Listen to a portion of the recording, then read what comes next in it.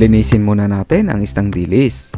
Tanggalan lang lahat ito ng ulo at laman loob para hindi mapait ang tortang dilis. Hugasan lang ito at itabi lang sandali. Itong sibuyas, balatan lang at hiwain ng maliliit na piraso. Hiwain rin natin ng maliliit na piraso itong siling haba. At pati ang sibuyas dahon, hiwain natin ito ng maliliit na piraso. Mag-crack tayo ng 3 pirasong itlog dito sa mangkok. Lagyan natin ito ng konting asin to taste, garlic powder, ground black pepper, at maglagay rin tayo ng paprika powder. Haluin lang natin ito hanggang mag-combine. Ilagay na natin ang siling haba at ang sibuyas. Haluin lang natin to saglit. At pagkatapos ay ilagay na natin ang dilis.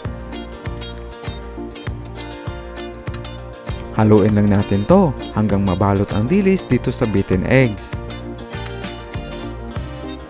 Lagyan natin ito ng all-purpose flour at cornstarch.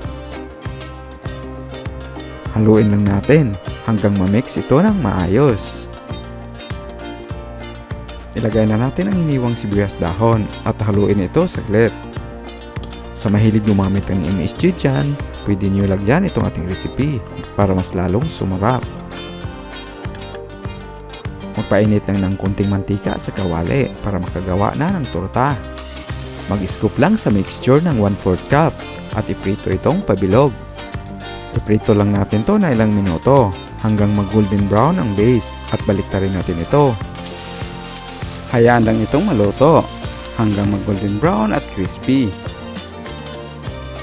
Luto na ito kaya hanguin na natin at ilipat sa lalagyan na pwede mag-drip ang excess oil. Ulitin lang ang proseso sa pagluto nito hanggang maubos lahat ang mixture. Ganito lang kadali lutuin ang version ng ating tortang dilis o okoy recipe.